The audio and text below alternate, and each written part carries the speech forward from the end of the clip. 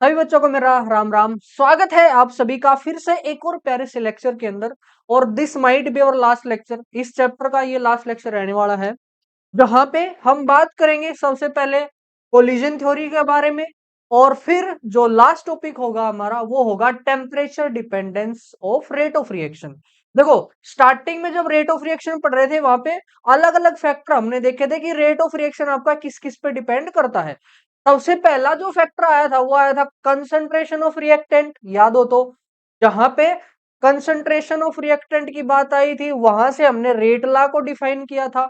और उस rate law से ही अब तक हम चलते आए हैं। रेट लॉ से आया आपका integrated rate equation, order, molecularity, ये सब उसी के अंदर आ गए। ठीक है। अब सेकंड फैक्टर जो था आपका वो था टेम्परेचर वाला, वो हम लास्ट में देखेंगे। और एक और फैक्टर था इफेक्ट ऑफ कैटलिस्ट, तो भी हम लास्ट के अंदर देखेंगे। उससे पहले एक आपकी कोलिजन थ्योरी, मैंने बोला था इस चैप्टर के बिल्कुल स्टार्टिंग में कि हम जब भी किसी रिएक्शन को पढ़ेंगे केमिकल काइनेटिक्स के अंदर दो बातों का ध्यान रखते हैं, दो बातों को हम पढ़ते हैं। सबसे पहले तो हम उसकी स्पीड को देखते हैं कि वो रिएक्शन किस स्पीड से हो रही है। और सेकंड चीज जो हम देखते हैं दैट इज द मैकेनिज्म और the path followed by the reaction. तो आज कुछ कुछ उस पाथ की ही बात करेंगे कि वो पाथ कैसे, कोई भी रिएक्शन है उसको होने के लिए क्या होना पड़ेगा, उस होने से क्या होगा कि केमिकल रिएक्शन हो रही है। ठीक है, तो स्टार्ट करते हैं आज के हमारे टॉपिक से, जिसका नाम है कोलिजन थ्योरी। देखो, नाम में ही बहुत सारी इंफॉर्मेशन हमारी छुपी होती है। कोलिजन यानी टकराना, और टकराने की थ्योरी। ठीक है, तो फर्स्ट पॉइंट है इस थ्योरी के बारे में, it is based on, it is based on KTG.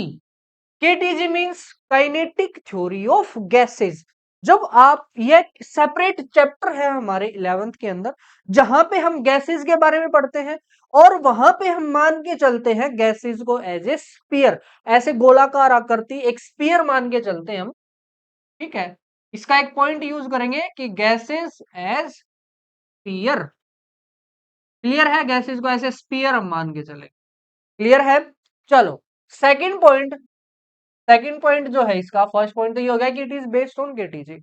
अब इस थ्योरी के अकॉर्डिंग कोई भी केमिकल चेंज तब होगा जब रिएक्टेंट स्पीसीज आपस में कोलाइड होंगे। ठीक है, व्हेन रिएक्टेंट स्पीसीज कोलाइड, जब वो कोलाइड होंगे तो chemical change occur, chemical change occur. ठीक है, अब देखो यहाँ जो मैं बोर्ड पे लिख रहा हूं ये आपका एग्जैक्ट कॉपी करने की जरूरत नहीं है, क्योंकि मैंने नोट्स ऑलरेडी डिस्क्रिप्शन के अंदर डाल रखे हैं। हर लेक्चर के डिस्क्रिप्शन को चेक जरूर किया करो, क्योंकि वहां पे बहुत सारी इंफॉर्मेशन होती है। मोस्टली तो पीडीएफ ही है वहां पे, कि जो भी मैं यहाँ क्वेश्चन करवा रहा हूँ, जो भी मैं बोल रहा हूँ वो सारा मैंने पीडीएफ फॉर्म के अंदर बना रखा है। वहां से उस पीडीएफ को आप डाउनलोड कर लो, या तो आप प्रिंट निकलवा लो क्योंकि पूरे चैप्टर की वो पीडीएफ है। या अगर आपकी मर्जी है कि मैं तो कॉपी में लिखूंगा, लिखने से कई बार ना हमें चीजें याद होती हैं, ज्यादा समझ में आती है, कोई पॉइंट मान लो रह गया, वो हम लिखते टाइम को उसको कवर कर लेते हैं। तो अच्छा रहेगा कि आप कॉपी में एक बार और इन नोट्स को लिख लिया करो। ठीक है, और देखो पढ़ने का तरीका क्या होगा। सबसे पहले ना ये लेक्चर होंगे हमारे, ये लेक्चर आप कंप्लीट देखो, साथ में रफ कॉपी रखो, क्वेश्चन सोल्व करो उस रफ कॉपी पे, और कुछ इंपॉर्टेंट बात जो मैं बोलता हूँ, लिखता नहीं हूं, वो आपने लिख लेनी है। ठीक है, और फिर जब लेक्चर कंप्लीट हो जाएगा फिर आप खोलो उस पीडीएफ को, उस पीडीएफ की एक एक लाइन आपने पढ़नी है जो जो मैंने पढ़ाया है। और फिर जो क्वेश्चन हमने क्लास में करे हैं और आपसे नहीं हुए थे उनको दोबारा ट्राई करो, वो हो जाएंगे, पक्की बात है। अगर नहीं होंगे तब आपने कॉपी से सॉल्यूशन देख लेना है। ठीक है, तो चलो, ये तरीका था हमारे, हम कैसे पढ़ेंगे, कैसे प्रोसीड करेंगे। देखो, कोलिजन थ्योरी थी फर्स्ट पॉइंट, ये केटीजी पे बेस्ड है। सेकंड पॉइंट इसने बोला कि जब दो मॉलिक्यूल आपस में टकराएंगे, ऐसे टकराएंगे, कैसे, ये आपका कोई भी मान लो एक कंटेनर है, इस कंटेनर के अंदर अलग अलग गैसेज हैं, बहुत बार हम बात कर चुके हैं ऐसे ऐसे टॉपिक की। ठीक है, ये दो अलग अलग गैसेज हैं। जब ये गैसेज अब गैसेस की प्रवृत्ति होती है यानी उनकी कैरेक्टरिस्टिक्स होती है कि वो कभी भी खाली नहीं बैठते, वो इधर उधर भागते रहते हैं। क्यों? क्योंकि वो एटमॉस्फेयर से टेम्परेचर से एनर्जी अब्जॉर्ब करते हैं और जब भी एनर्जी मिलती है हम हमेशा भागते रहते हैं। यहाँ पे आप समझो रियल लाइफ में एनर्जी का मतलब है पैसा। अगर आपको पैसा दे दिया जाए तो क्या आप घर पे बैठोगे? नहीं, कभी घर पे नहीं बैठोगे। कभी आप बाजार शॉपिंग करने जाओगे, कभी ब्यूटी पार्लर जाओगे, कभी सिनेमा हॉल जाओगे, अलग अलग लोग काम करेंगे। हो सकता है गांव छोड़ के बाहर रहने लग जाऊं, है ना? तो सेम काम इनके साथ होता है। जब ये टेम्परेचर से, आसपास के टेम्परेचर से एनर्जी को ऑब्जॉर्ब कर लेते हैं तो ये खाली नहीं बैठते, ये दोनों भागते रहते हैं। और इनके अंदर दिमाग तो है नहीं एज लाइक यू कि समझें कि हमें चलना कैसे है। ये रैंडम चलते हैं, रैंडम चलते हैं तो इनकी टक्कर होगी और इनकी टक्कर से जो एनर्जी रिलीज होती है उस एनर्जी से होता है हमारा केमिकल चेंज। ये पॉइंट था किसका? कोलिजन थ्योरी का। ठीक है। अब नेक्स्ट बात इसने जो बताई कि note all the collisions results in chemical change. Chemical change यानी दो मॉलिक्यूल आपस में टकराए और उन टकराने से केमिकल चेंज हो जाएगा, इसकी कोई गारंटी नहीं है बिल्कुल भी। अगर मान लो 100 मॉलिक्यूल आपस में टकरा रहे हैं, 100 मॉलिक्यूल कोलाइड हो रहे हैं तो उनमें से शायद 20 ही क्या बने? प्रोडक्ट बने। 100 कोलाइड से क्या पता सिर्फ 20 ही प्रोडक्ट बने। समझे? 100 के 100 तो बनने से रहे। अब क्यों नहीं बनेंगे वो भी हम डिस्कस करेंगे। सबसे पहले तो जान लेते हैं कि सारे कोलिजन प्रोडक्ट नहीं बनाते सारे कोलिजन। तो अब जो टोटल कोलिजन होते हैं, टोटल कोलिजन, उनको हमने दो अलग अलग कैटेगरी के अंदर डिवाइड कर लिया उनके यूज के हिसाब से। कैसे? देखो, कुछ कोलिजन ऐसे होंगे जहां से प्रोडक्ट बनेगा और कुछ कोलिजन होंगे आपके वेस्ट, जिनका कोई काम नहीं है, वो बस बेफालतू होंगे। तो कोलिजन हुए दो टाइप के। पहले को बोलते हैं इफेक्टिव कोलिजन, इफेक्टिव कोलिजन। और सेकंड हुआ आपका इनइफेक्टिव, इनइफेक्टिव कोलिजन। ठीक है। अब नाम से पता तो लग गया होगा कौन क्या है। इफेक्टिव कोलिजन वो which leads to product formation, leads to product formation. ठीक है। प्रोडक्ट फॉर्मेशन जहां से, जिस कोलिजन से होता है उस कोलिजन को हम नाम देते हैं क्या? Effective collision. क्लियर है? ठीक है। ये तो हुआ इफेक्टिव कोलिजन और जो बाकी बच गए वो सारे इनइफेक्टिव कोलिजन। जैसे यहाँ पे टोटल 100 कोलिजन हुए, 100 में से 20 है आपके इफेक्टिव और जो बाकी 80 बच गए वो सारे हैं इनइफेक्टिव कोलिजन। अब ये जो कोलिजन थे, कौन सा कोलिजन इफेक्टिव होगा, कौन सा कोलिजन इनइफेक्टिव होगा, ये भी हमने पता करना पड़ेगा। और इसको पता करने के लिए दो फैक्टर रिस्पॉन्सिबल हैं। इस किसी भी कोलिजन को इफेक्टिव कोलिजन होने के लिए दो फैक्टर रिस्पॉन्सिबल हैं। वो दो फैक्टर कौन कौन से हैं? सबसे पहला है एनर्जी फैक्टर। वो एनर्जी फैक्टर क्या है अब थोड़ी देर में देखेंगे। और सेकंड जो आपका फैक्टर है वो है ओरिएंटेशन फैक्टर। ठीक है।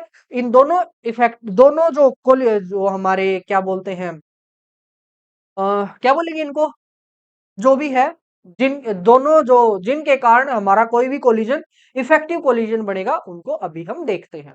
तो अब हम लिखते हैं for a collision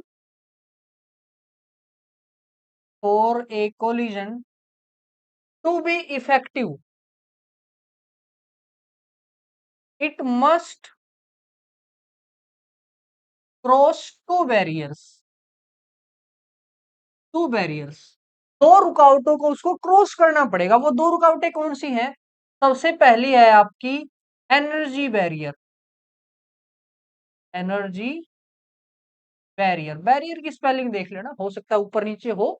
energy barrier, देखो ये एनर्जी बैरियर क्या है इसको समझते हैं। तो जब भी दो मॉलिक्यूल आपस में टकराते हैं, दो मॉलिक्यूल टकराएंगे, टकराने से एनर्जी उत्पन्न होगी। वो एनर्जी यूज होती है उसके बॉन्ड को तोड़ने के लिए। ठीक है। अब समझो, जैसे ये एक मोलेक्यूल है मेरे पास H और I का, ठीक है, ये कुछ ऐसा मोलेक्यूल है H और I का। अब एक और मेरे पास मोलेक्यूल है H और I का।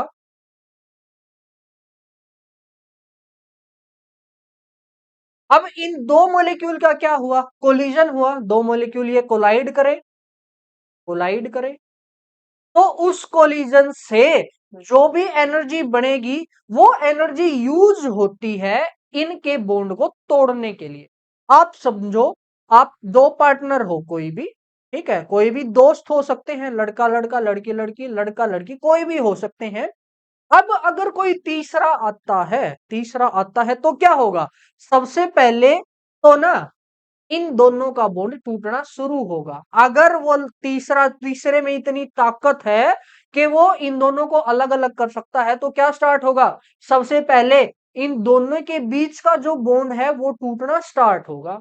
तो जब ये कोलाइड होगा तो यहां पे H और I का जो बॉन्ड है, ये H है और ये I है, इसका जो बॉन्ड है वो पहले हल्का हो जाएगा। पहले देखो पूरा एक सॉलिड था, अब वो टूटने लग गया है। सेम नीचे वाले H और I का बॉन्ड भी टूटना स्टार्ट हो जाएगा, ठीक है। और एट द सेम टाइम देखो, इस ये जो H है, अरे क्या लिख दिया, हाँ ठीक है, ठीक है, ठीक है, बिल्कुल ठीक है। एट द सेम टाइम यहां तो बॉन्ड टूटना स्टार्ट हो गया, अब इसको जरूरत तो है बॉन्ड की, तो ये क्या करेगा, ये किसी इसके साथ में बॉन्ड स्टार्ट कर देगा। सेम यहां पे ये वाला बॉन्ड तो टूटने लग जाएगा, लेकिन साथ साथ ये वाला बॉन्ड भी फॉर्म होने लग जाएगा, ठीक है। इसको बोलते हैं इंटरमीडिएट। इंटरमीडिएट यानी बीच की स्टेज जहां पे कोलिजन के बाद ये बॉन्ड टूटना या बनना स्टार्ट होते हैं।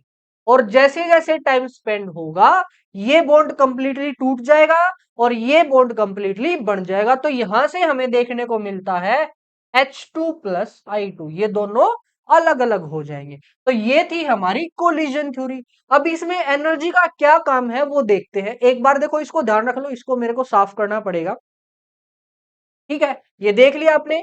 अब अगर मैं एनर्जी की बात करता हूं, एनर्जी की तो देखो, एक ग्राफ के थ्रू समझते हैं।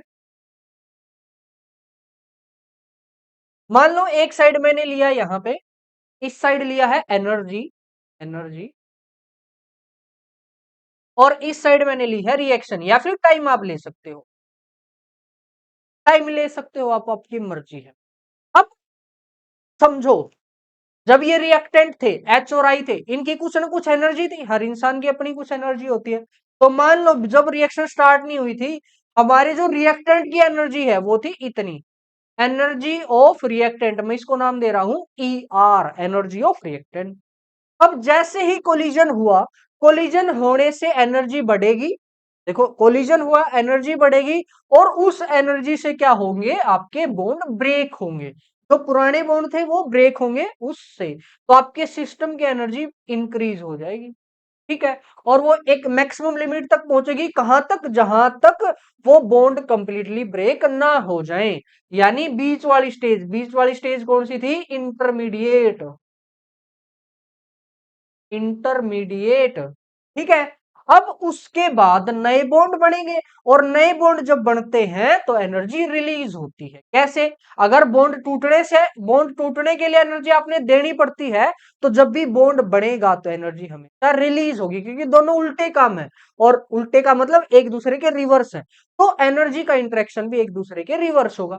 तो यहाँ पे जो ये ग्राफ है ये यहाँ पे आके भी रुक सकता है, और सेकंड एक और ग्राफ इसके जैसा ही बना रहा हूं मैं, बिल्कुल सेम, यहां से हम चले हैं, यहाँ पे आए, और ये ग्राफ यहाँ पे भी आके रुक सकता है, और बीच में यहाँ भी आके रुक सकता है, ठीक है।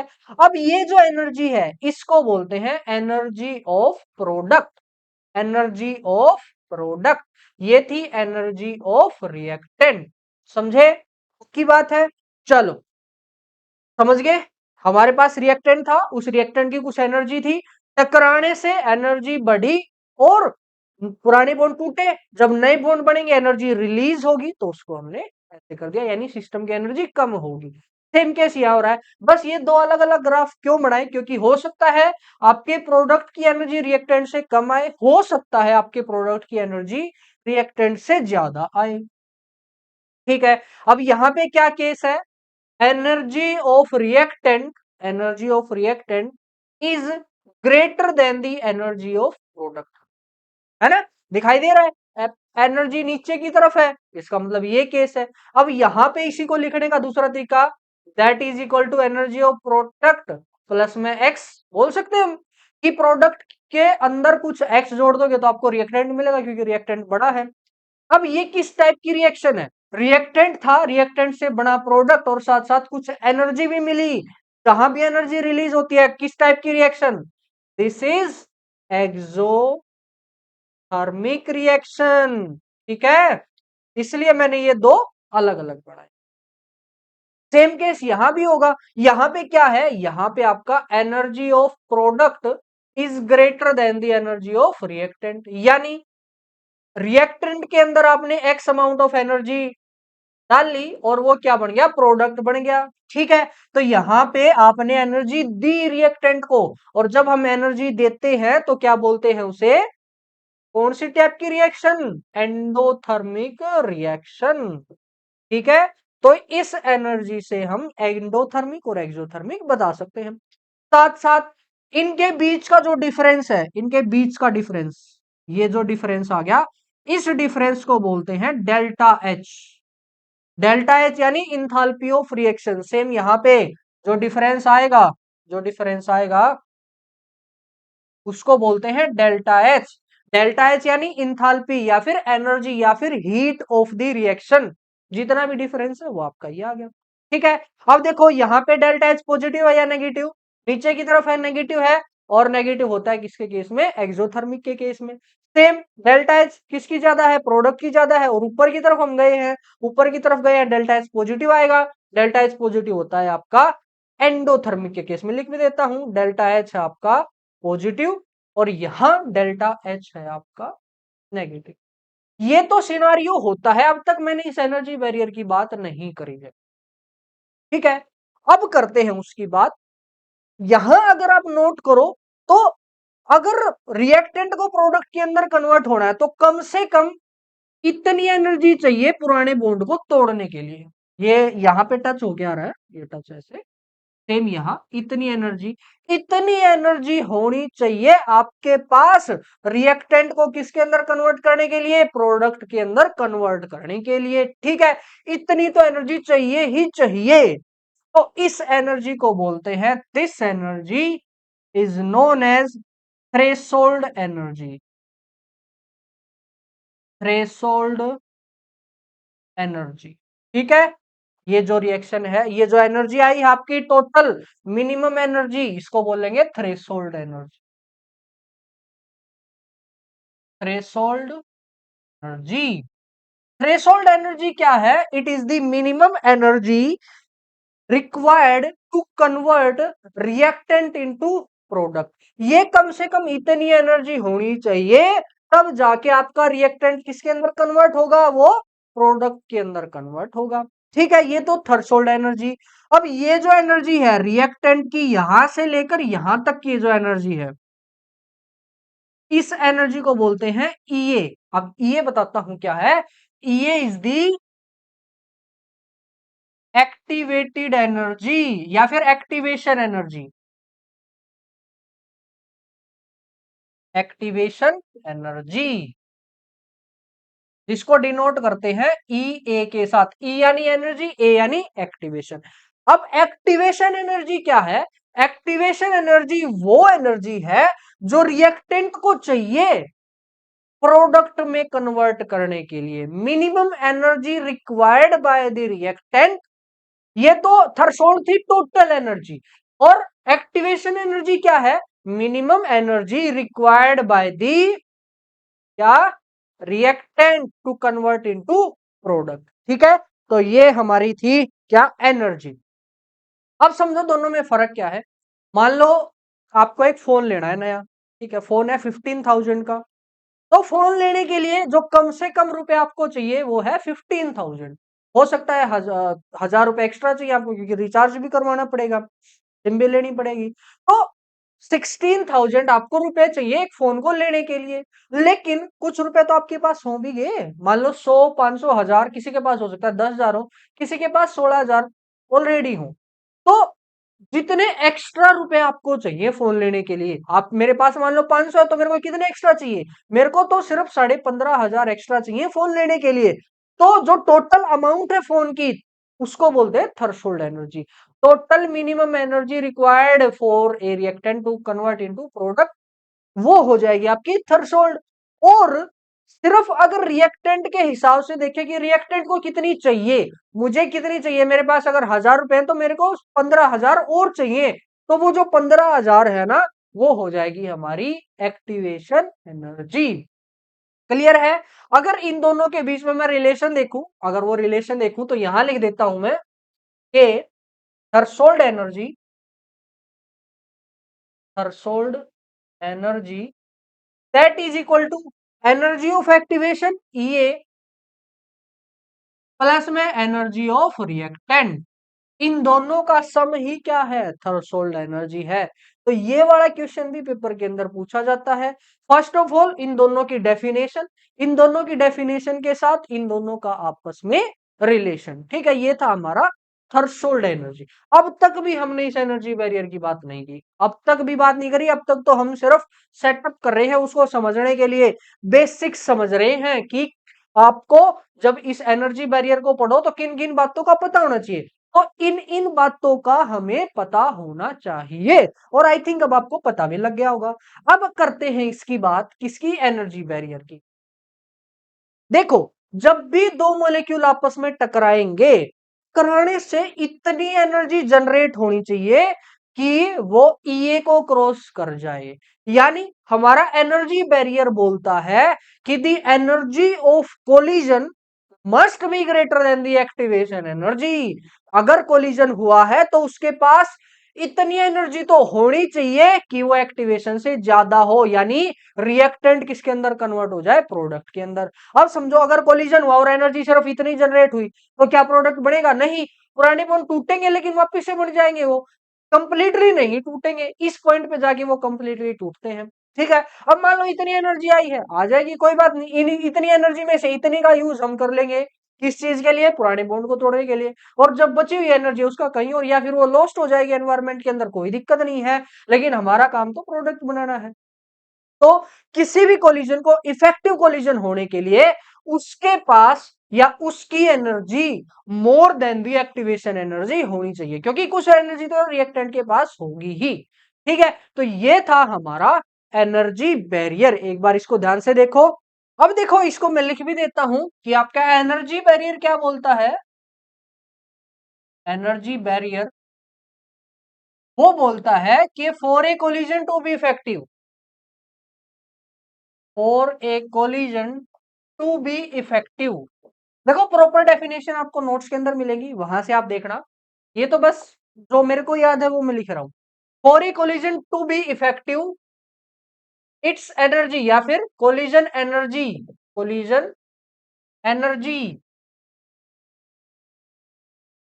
एनर्जी मस्ट बी, मस्ट बोला है यानी कंपलसरी है, must be greater than, must be greater और इक्वल टू ईए। जो एनर्जी है वो या तो ईए से ज्यादा, ईए यानी एक्टिवेशन एनर्जी, या तो वो एक्टिवेशन एनर्जी से ज्यादा होनी चाहिए या उसके एटलीस्ट बराबर तो होनी ही चाहिए, तब जाके वो कोलिजन क्या कहलाएगा, वो कोलिजन इफेक्टिव कोलिजन कहलाएगा। ठीक है, और इफेक्टिव कोलिजन से ही क्या बनते हैं, प्रोडक्ट बनते हैं। ठीक है, अब यहां पे एक और बात आती है, वो है कोलिजन फ्रीक्वेंसी आपकी, कोलिजन फ्रीक्वेंसी, जिसको आप जेड से रिप्रेजेंट करते हो और जेड ए बी लिखते हैं, ए बी यानी ए और बी, बी का कोलिजन, ए और बी के बीच का collision, Z A B. Collision frequency क्या है, number of collision, number of collision per second, per unit volume, per unit volume, वो क्या हो जाएगी, वो हो जाएगी आपकी कोलिजन फ्रीक्वेंसी। मान लो ये आपके पास फिर से वो कंटेनर है, इसके अंदर आपने दो अलग अलग गैसें फिल कर रखी हैं। ठीक है, अब सबसे पहला काम है हमारा कि आप एक यूनिट वॉल्यूम मान लो, यूनिट वॉल्यूम। ठीक है, जिसकी वॉल्यूम 1 यूनिट आ जाए। जैसे ये एक बॉक्स मैंने मान लिया। अब इस एक बॉक्स के अंदर 1 सेकंड के अंदर कितने कोलिजन हो रहे हैं, उसको बोलते हैं कोलिजन फ्रीक्वेंसी, और रिप्रेजेंट करेंगे हम जेड ए बी से। क्लियर है? कोलिजन फ्रीक्वेंसी देखो, यहां पे एक ही मॉलिक्यूल आपको दिखाई दे रहा है, लेकिन एक्चुअल में 1 यूनिट के अंदर इतने मॉलिक्यूल हो सकते हैं जहां तक आपको गिनती भी नहीं आती। मैं गारंटी देता हूं, गूगल पे भी नहीं मिलती इतनी गिनती। तो इतने कोलिजन होते हैं 1 सेकंड के अंदर। सोचो आप, इतने मॉलिक्यूल होते हैं, इतने मॉलिक्यूल से कोलिजन देखो कितने होते होंगे। ठीक है, ये हुई कोलिजन फ्रीक्वेंसी। अब इस कोलिजन फ्रीक्वेंसी की टर्म में हम रेट लॉ को लिखते हैं। ये बस फॉर्मूला आपको याद रखना पड़ेगा, यहां से कोई क्वेश्चन नहीं आता है। रेट इज इक्वल टू, सबसे पहले टोटल कोलिजन कितने हो रहे हैं, जेड ए बी। अब इन टोटल में से सिर्फ कुछ फ्रैक्शन ही क्या होंगे, इफेक्टिव होंगे। सारे कोलिजन, ये तो टोटल कोलिजन है ना, सारे कोलिजन तो इफेक्टिव होते नहीं, सिर्फ कुछ कोलिजन, कुछ फ्रैक्शन कोलिजन इफेक्टिव होते हैं, और उसको रिप्रेजेंट करते हैं ऐसे ई to the power minus E ए में आर टी। ठीक है, सिर्फ इतने ही कोलिजन क्या है, इफेक्टिव कोलिजन है। तो ये क्या हो जाएगा आपका, जेड ए बी तो हुआ कोलिजन फ्रीक्वेंसी, और जो ये है E A divided by R T, that is the fraction of effective collision. ठीक है, जितने भी कोलिजन हमारे इफेक्टिव हैं, उन सबका फ्रैक्शन, यानी 1 में से कितने कोलिजन इफेक्टिव हैं, वो हो जाएगा आपका E to the power minus E A by R T. और इस फॉर्मूले को आप याद रख लो, क्योंकि जो नेक्स्ट टॉपिक है उसके अंदर भी सेम ही फॉर्मूला है। ठीक है, तो ये आपको याद करना पड़ेगा। क्लियर है? ई ए क्या है यहाँ पे, E A is the activation energy, R is the, चलो लिख देते हैं यहाँ पे, E A is the activation energy, activation energy, और जो आर है वो है आपका gas constant, gas constant, and T is the temperature. देखो, जहां भी टेम्परेचर लो उसको हमेशा केल्विन के अंदर लेते हैं। ये बार बार बताने की बात नहीं है, आप सिंपल उसको हमेशा केल्विन के अंदर लोगे। ये रेट ऑफ रिएक्शन है, और ये क्या है आपकी कोलिजन फ्रीक्वेंसी। ठीक है, क्लियर है? चलो अब चलते हैं नेक्स्ट टॉपिक पे। नेक्स्ट क्या था, ये था एनर्जी बैरियर। अब सेम है आपका सेकंड नंबर वाला। सेकंड नंबर वाला क्या है, अभी बताता हूं, वेट कीजिए, वेट कीजिए। सेकंड है आपका ओरिएंटेशन बैरियर, ओरिएंटेशन बैरियर।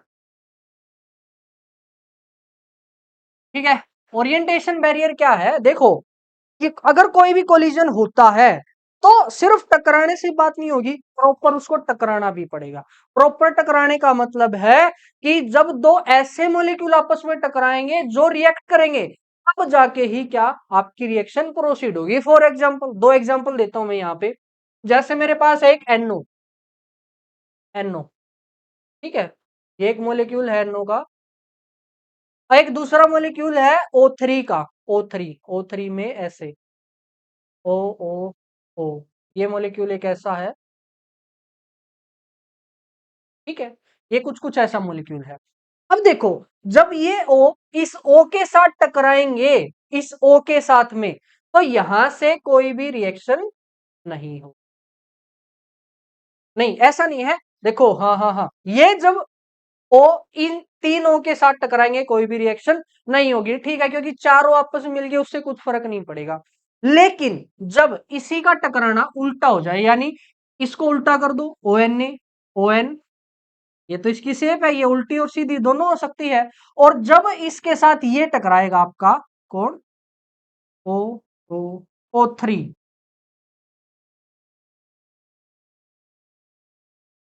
ठीक है, जब ये टकराएगा, ये दोनों O इस N से आपस में टकराएंगे, यहां पे टकराएंगे, यहां पे जब कोलिजन होगा, तो ये N क्या करेगा, ये इन दोनों O को लेके यहां से निकल लेगा। यानी यहां से ऐसा कोलिजन होगा जिससे N और ये जो दोनों O हैं ये आपस में मिल जाएंगे, और एक प्रोडक्ट बना लेंगे NO2। टू, कुछ कुछ ऐसा प्रोडक्ट देखने को मिलेगा।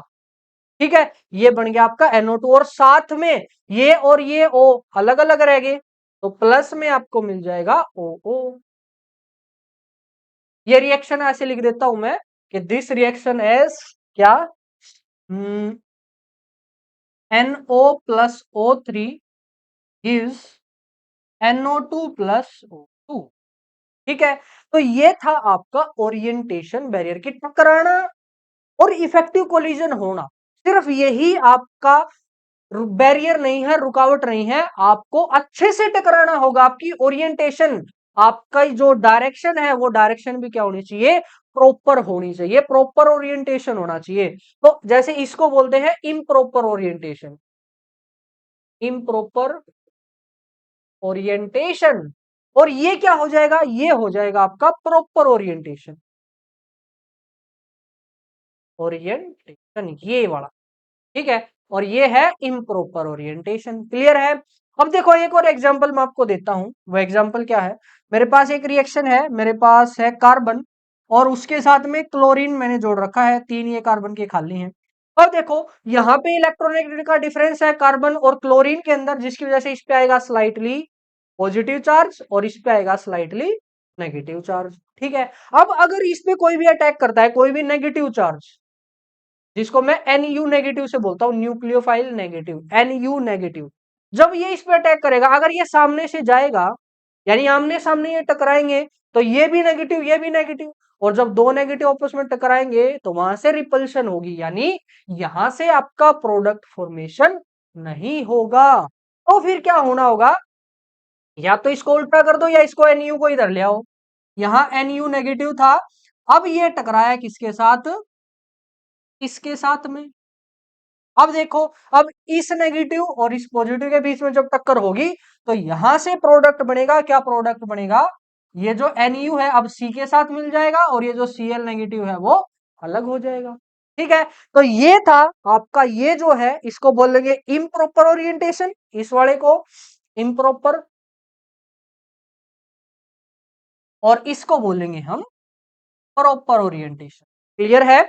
और ना सेम, ये वाला सेम हम जब ऑर्गेनिक का फर्स्ट चैप्टर करेंगे वहां पे पढ़ेंगे, तो इसको यहां से ही आपने ध्यान रखना है, प्रॉपर ओरिएंटेशन क्या है और इम्प्रॉपर ओरिएंटेशन क्या है।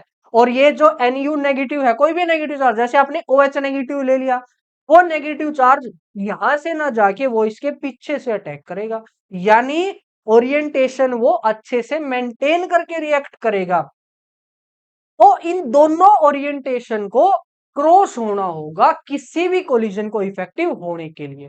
ठीक है, अब यहां से जैसे पीछे से हमने रेट का फॉर्मूला लिखा था, क्या लिखा था, यहां से रेट हमने लिखा था, रेट इज इक्वल टू क्या था यहां पे, ZAV और e⁻⁻ EA बाय में RT, ये हमने लिखा था। ये सिर्फ और सिर्फ किसको ध्यान में रख के, सिर्फ और सिर्फ एनर्जी बैरियर को ध्यान में रख के लिखा था। अब नेक्स्ट था आपका ओरिएंटेशन बैरियर, इसका भी अब कुछ फैक्टर आएगा। इसका फैक्टर क्या है, इसने बोला कि मान लो P is the probability for a collision to be effective, यानी P वो प्रोबेबिलिटी है कि वो कोलिजन इफेक्टिव होगा, या उसका इफेक्टिव नहीं, उसका ओरिएंटेशन बैरियर क्रॉस होगा, P प्रोबेबिलिटी है, तो हम यहाँ पे P और मल्टीप्लाई कर देंगे। ठीक है, P, ठीक है, ये P क्या बताएगा आपका, ये बताएगा probability of a collision to be, क्या बोलेंगे, टू बी प्रॉपर ओरिएंटेड। ठीक है, तो ये आपका रेट का फॉर्मूला आ गया। अब देखो ये जो मेथड हमने पढ़ा है इसकी कुछ लिमिटेशंस भी है। वो लिमिटेशंस क्या है, सबसे पहले तो हम सिर्फ गैसेस की ही बात कर रहे हैं, है ना, हम सॉलिड की बात नहीं कर रहे, सॉलिड टाइप की रिएक्शन की बात नहीं कर रहे, या किसी और टाइप की रिएक्शन की बात नहीं कर रहे, हम सिर्फ गैसेस की बात कर रहे हैं। दूसरी बात, यहाँ पे हम शेप के बारे में कोई जिक्र नहीं कर रहे, हम उनको स्फीयर मान के चल रहे हैं, लेकिन एक्चुअल में वो स्फीयर नहीं होते। देखो यहाँ तो हमने ऐसे गोले गोले बना दिए, लेकिन इनके कुछ लोन पेयर होते हैं जहां से रिपल्सन और ज्यादा होगी। ठीक है, तीसरा जो लिमिटेशन हो सकती है वो ये है कि हम सिर्फ बायोमोलिकुलर रिएक्शन की बात कर रहे हैं, यानी दो के आपस में टकराने की। अगर तीन हो तो उस केस में क्या होगा, चार हो तो उस केस में क्या होगा, और कॉम्प्लेक्स रिएक्शन है तो उस केस में क्या होगा, ये सब सारी एलिमेंट्री सिंपल रिएक्शन के लिए ही थी। ठीक है, तो ये थी कंप्लीट हमारी कोलिजन थ्योरी। ठीक है, जो कि बताती है कि अगर प्रोडक्ट बनना है तो दो मॉलिक्यूल को आपस में टकराना होगा और टकराने से इतनी एनर्जी बननी चाहिए कि वो एक्टिवेशन एनर्जी को क्रॉस कर दे, और दूसरा उनकी ओरिएंटेशन बिल्कुल प्रॉपर होनी चाहिए। ठीक है, तो ये था कोलिजन थ्योरी। अब यहां से जो अलग अलग टाइप के क्वेश्चन आ सकते हैं वो है, सबसे पहला तो इफेक्ट कोलिजन थ्योरी आ गया। कोलिजन थ्योरी क्या है, या कौन कौन से दो ऐसे बैरियर हैं जिनको क्रॉस करना पड़ेगा, तो वो दो ये बैरियर ये आ गए। दूसरा यहां से अलग अलग डेफिनेशन आती है, थ्रेशोल्ड एनर्जी, एक्टिवेशन एनर्जी, और आपकी आती है कोलिजन फ्रीक्वेंसी। इन तीन में से एक तो आती ही आती है, पक्की बात है, एक नंबर के अंदर ही आएगी। और फिर वो पूछ सकता है क्या, कि रिलेशन क्या है थ्रेशोल्ड में और उसमें, और ओरिएंटेशन के अलग अलग, ये पूछ सकता है कि एग्जांपल दो ओरिएंटेशन बैरियर का, या एनर्जी बैरियर का एग्जांपल दो, तो आप बता दोगे। ठीक है, और ये लेक्चर भी हो गया, हमारा टाइम हो गया। नेक्स्ट टॉपिक में डिस्कस कर सकता हूं, लेकिन फिर आपका लेक्चर 1 आवर से ज्यादा हो जाएगा, और डेली इतना आई थिंक कंज्यूम करना ठीक नहीं है। नॉलेज हम लेंगे, धीरे धीरे लेंगे, अच्छी प्रॉपर बेस्ट नॉलेज लेंगे। ठीक है, तो स्टार्टिंग में जो मैंने बोला था कि ये लास्ट लेक्चर होगा, कोई बात नहीं, हम फेल हो गए। फेल तो क्या है, बस हमारी जो प्रेडिक्शन थी, मैंने काफी स्लो और काफी एक्सप्लेन कर दिया इसको, क्योंकि क्वालिटी हमने बेस्ट देनी है, आपका कोई भी डाउट नहीं रहना चाहिए, ये मेरा एम है। ठीक है, और आप अगर किसी को समझाओ भी तो इस तरीके से आप समझा पाओगे कि ना, उस जिसको समझा रहे हो उसके पे भी कोई डाउट नहीं रहेगा, इसकी मेरी गारंटी है। ठीक है, तो इस वाले लेक्चर को यहीं तक रखते हैं, मिलते हैं फिर नेक्स्ट नेक्स्ट लेक्चर के अंदर, वहां पे बात कर लेंगे हमारे नेक्स्ट टॉपिक की। कौन सा ये है कि हमारे पैसे कट रहे हैं, आपका कुछ हो रहा है, कोई दिक्कत नहीं है, एक दिन लेट चैप्टर खत्म हो जाएगा। ठीक है, लेकिन हम देखो रेगुलर हो गए हैं, और आप भी अब रेगुलर हो जाओ। ठीक है, तो तब तक के लिए राम राम, मिलते हैं नेक्स्ट लेक्चर।